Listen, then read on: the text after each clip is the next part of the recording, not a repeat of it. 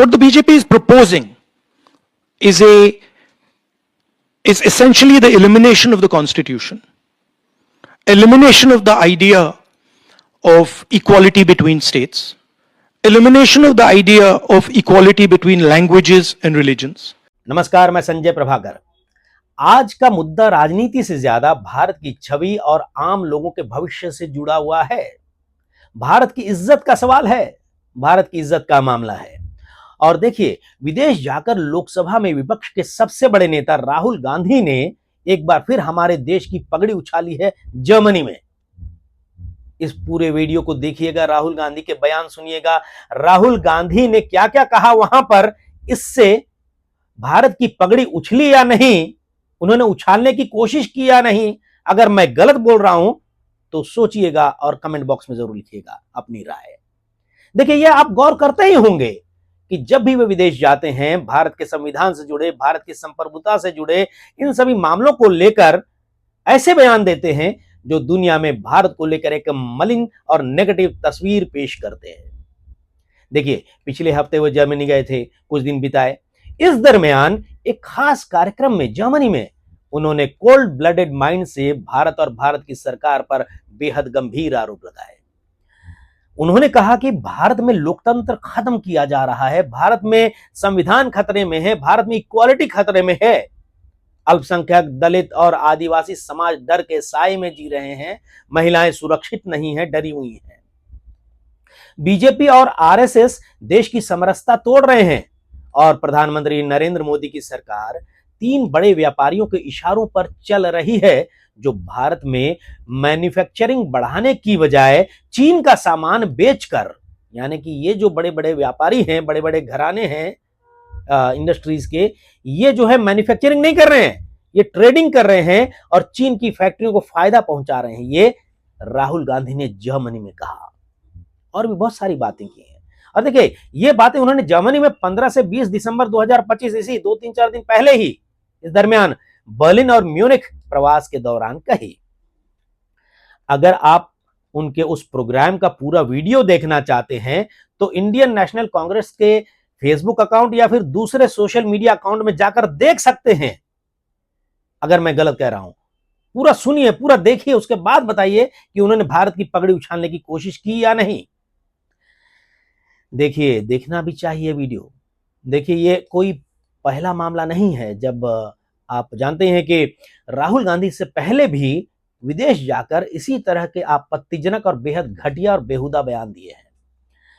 2 अक्टूबर 2025 को कोलंबिया में एक यूनिवर्सिटी कार्यक्रम के दौरान उन्होंने कहा था, शायद यही तारीख होगी, मुझे जहां तक याद है, कि भारत की लोकतांत्रिक व्यवस्था पर पूरा हमला हो रहा है, खतरे में है यहाँ की जो लोकतांत्रिक व्यवस्था है। और अक्टूबर 2025 में ही चिली में भी उन्होंने, शायद ये चिली में ही कहा था कि भारत में फ्री थिंकिंग और संस्थाओं पर खतरे की बात है। उन्होंने इस बात को दोहराया था वहां पे। देखिए, सवाल ये नहीं है कि विपक्ष सरकार की आलोचना करे या ना करे। लोकतंत्र में आलोचना बिल्कुल जायज है, होना भी चाहिए, नहीं तो सरकार बेलगाम हो जाएगी। लेकिन सवाल यह है, क्या विदेश जाकर, दूसरे देशों में जाकर अपने ही देश को इस तरह पेश करना ठीक है, सही है? देखिए, खासकर तब जब पूरी तस्वीर सामने आप नहीं रखते हैं, जब आप बाहर कहते हैं कि भारत में लोकतंत्र खत्म हो रहा है, तो वहां बैठे लोग जो हैं नेत्रहीन नहीं हैं, वहां के लोग बहरे या गूंगे नहीं हैं। और आप ये सोचते हैं कि वहां के बैठे लोग ये नहीं देखते कि भारत में चुनाव लगातार हो रहे हैं, सरकारें बन रही हैं, बिगड़ रही हैं, नई नई सरकारें आ रही हैं, चुनाव हो रहे हैं, अदालतें फैसले दे रही हैं, मीडिया में रोज सरकार की आलोचना होती है अलग अलग मामलों को लेकर। आलोचना बोल रहा हूं, निंदा नहीं। और उसी खतरे वाले लोकतंत्र में, भारत में जो खतरे में लोकतंत्र बता रहे हैं, उसी खतरे वाले लोकतंत्र में कर्नाटक, हिमाचल प्रदेश जैसे राज्यों में विधानसभा चुनाव में अपने धुर विरोधी नेता प्रधानमंत्री नरेंद्र मोदी और उनकी पार्टी बीजेपी के खिलाफ जोरदार जीत दर्ज करती है कांग्रेस और स्थिर सरकार चला रही है इस समय भी। देखिए, भले ही राहुल गांधी मोदी और आरएसएस की छवि को वैश्विक स्तर पर खराब करना चाहते हो, जाने अनजाने, पर आज दुनिया इंटरनेट का है, दुनिया इंटरनेट पर सब देख रही है।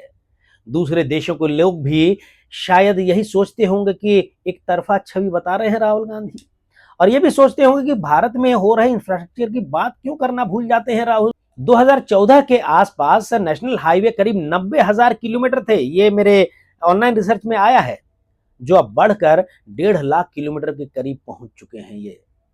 और इसका मतलब सिर्फ लंबी सड़कें नहीं है कि सड़कें लंबी कर दी भाई, इसका मतलब है गांवों को शहरों से जोड़ना, गांव का बाजार से जुड़ना, ट्रक का समय पर आना, माल ढोने वाले और दूसरे वाहन जो हैं अपने बाजारों तक पहुंचते हैं, कम समय में खर्च कम होता है उनका, छोटे शहरों में फैक्ट्रियां और गोदाम लगाना छोटे बड़े, और लाखों लोगों को सीधे या फिर परोक्ष तौर पर यानी डायरेक्टली या इनडायरेक्टली उनको रोजगार मिलना।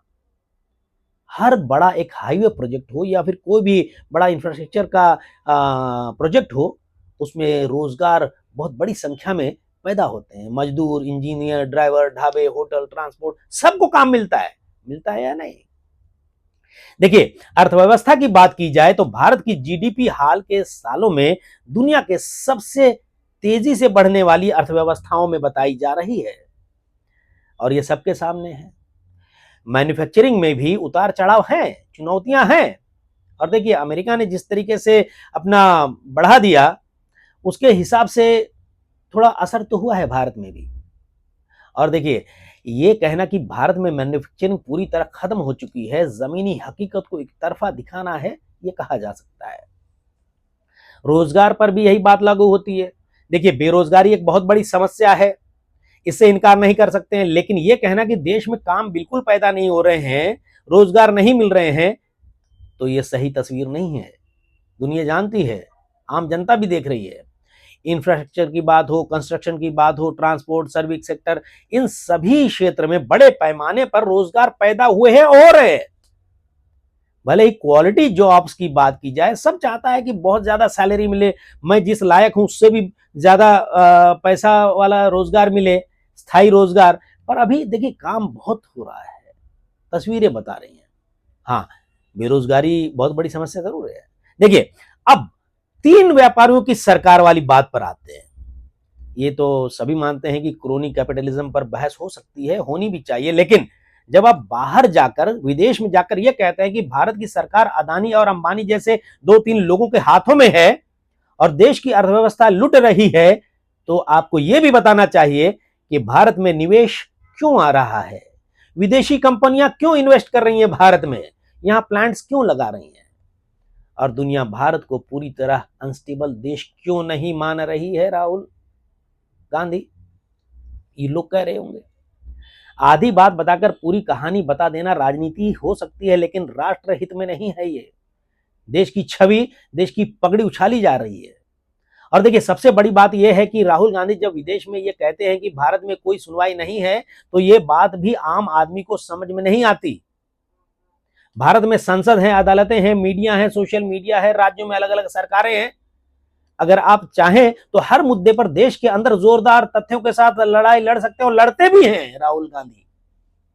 लेकिन विदेश जाकर बार बार यह कहना कि भारत में लोकतंत्र खत्म हो रहा है, भारत में लोकतंत्र खतरे में है, भारत का संविधान खतरे में है, इक्वालिटी खतरे में है, अल्पसंख्यक डर के साए में जी रहा है, आदिवासी समाज डर के साए में जी रहा है, ये गलत है।